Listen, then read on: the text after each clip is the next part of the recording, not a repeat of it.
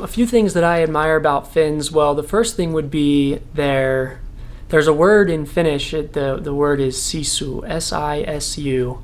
They call it suomalainen sisu, Finnish sisu, and that means essentially grit or perseverance or the ability to overcome.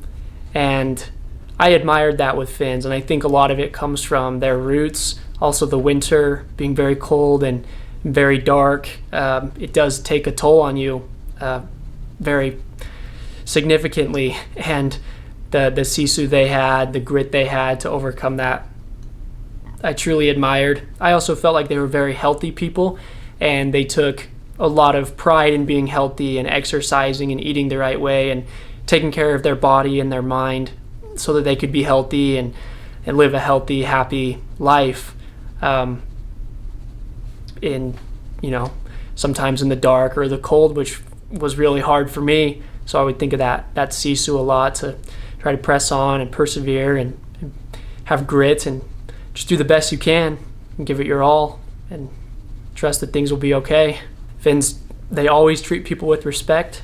As a missionary, we shared a message that wasn't always received by the Finns, but they were always respectful to us, and they were kind to us, and that meant a lot, because we came a long way to share that message. And even though maybe at that moment it wasn't necessarily of most importance to them, or they had a different belief or opinion, they still respected what we were there to share, and respected us and embraced us as part of their country, part of their community. And I felt at home around the Finns because of that respect and that constant kindness from them. A time that a Finn did something really nice for me.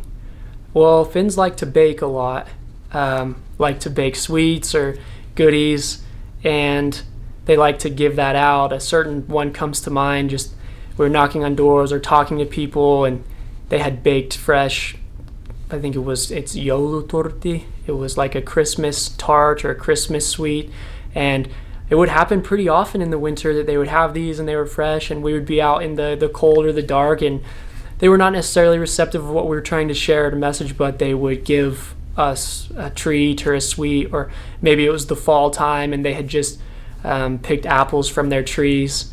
They would give us apples for the road, and we would eat those apples. They were always good and fresh off the tree and clean, and that would happen all the time. And I remember that happening in the dark, in the summer, and in the winter, and it would keep things fun to have that.